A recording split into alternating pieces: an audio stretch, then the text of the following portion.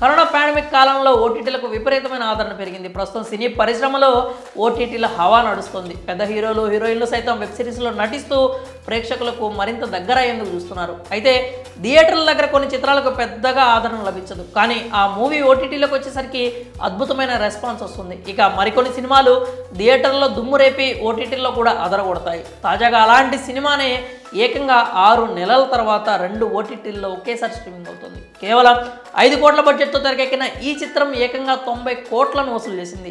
మరి ఇంతకీ ఆ మూవీ ఏది, ఎక్కడ స్ట్రీమింగ్ అవుతుందో ఆ వివరాలు తెలియాలంటే ఈ వీడియోని మీరు చివరి వరకు చూసేయండి. బైపన్ బారీ దేవా మరాఠీ భాషలో తెరకెక్కిన ఈ చిత్రం భారీ విజయాన్ని సొంతం చేసుకుంది. కేదార్ షిండే దర్శకత్వం వహించగా కేవలం 5 కోట్ల బడ్జెట్తో ఈ సినిమా నిర్మించారు.